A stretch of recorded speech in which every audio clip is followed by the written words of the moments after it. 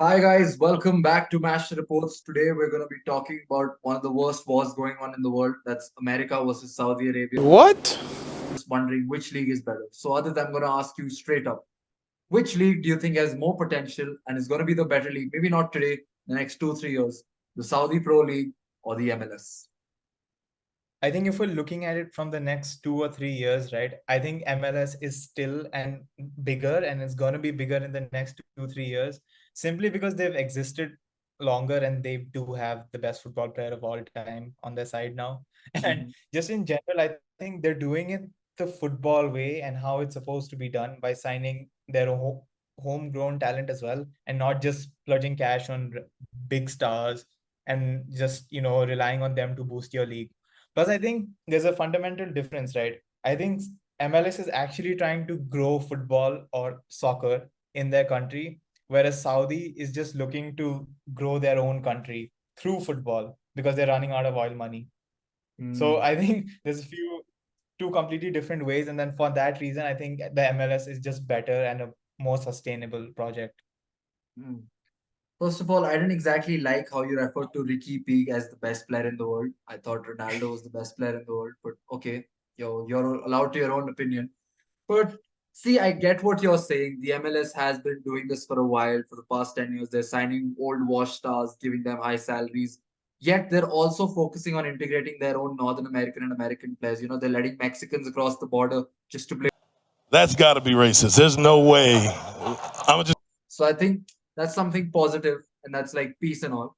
But you have to understand, Saudi Arabia have been allotted a budget of 30 billion for the next 7 years on transfers. This is not even on wages, just transfers. And do you realize the point? They're not even spending so much money on transfers. They're getting these players It's in for cheap. They're getting them in for cheap. They're not paying that much money to get them in. It's just the amount of money they're spending on them on a weekly basis. They're literally converting people's thoughts. Henderson once said, I will not go into a match where people from LGBTQ community are not allowed to visit. Great statement. He's playing I in a don't know how country that where works. they've banned it.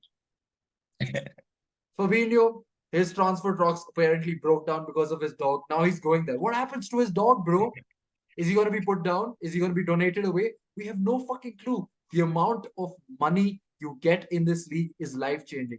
Sadio Mane could build 100 hospitals in a 10 feet square with the amount of money he's going to be earning there per year. But does this help the football? Well, yes and no at the same time. They're getting a lot of experienced players, but the good thing is they're not just putting them all in one team.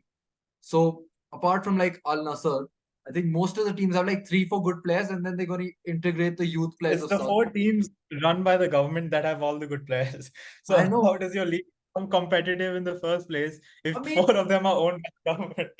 I get your point, but tell me honestly, how many leagues are there in the top 5 leagues which have more than 4 teams competing for the league, apart from the Okay, Premier? yeah, fair enough. But then they don't have Well, one La common Liga owner, has had right? 3 teams for the past 4 years, and that's Sevilla that always win the Europa League, but not this year because Liverpool are there, and Liverpool are the team for Europa League.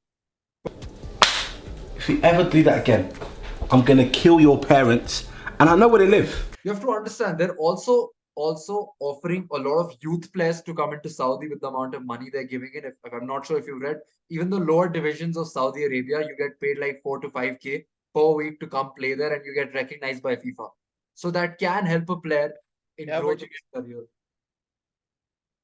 but that's the thing, right? Once the 7 year budget runs out, then what happens? Is it just China Part 2 where then Yannick Carrasco is then going to cry to come back to Atletico again? It's the same thing. You can't you have to build football. I think the Saudis not focusing on football.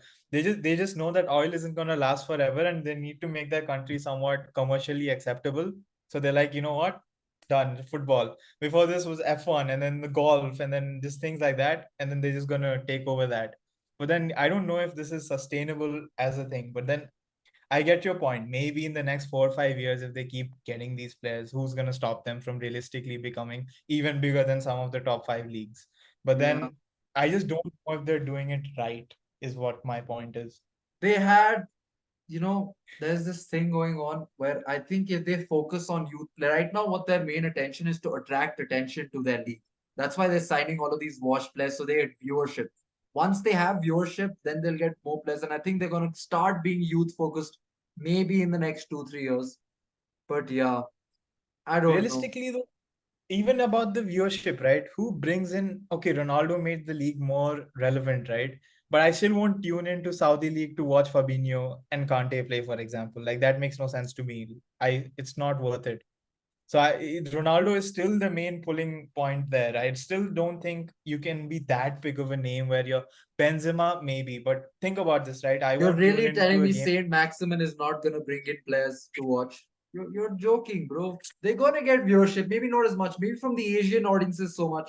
European audiences you won't get, but there's a lot of Asian untapped market, you know. All of these I people think, who yeah, do other probably. part-time jobs, such maybe in their free time they're going to tune into the Saudi Pro League. You never know. You never know how much a person loves football. Osama bin Laden used to be a fan of Arsenal. You can do whatever the fuck you want in your free time, bro. People love football and they'll watch if the league is good Which it isn't right now, but we'll right see. now. But there's potential.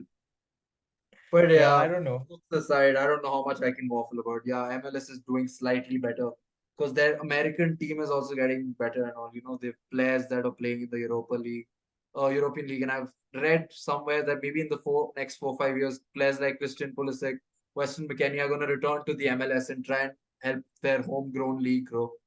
Yeah, if that makes sense. But yeah. See, the problem with America is they're going to probably call themselves the best team in the world while only playing in America. They do this with every sport they play. So this is The going to get, best though. and they're going to be hell bent on calling it soccer. And I can't fucking handle that, bro. I'd rather watch a league like Saudi Fair than. enough. I can back that. I can definitely back that. So yeah, I can back that.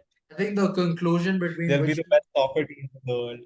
Yeah, so I'm pretty sure the conclusion between which league is better between MLS and Saudi Pro League is Premier League. Thanks for tuning in, guys. That's it from us for the day. We'll catch you guys later.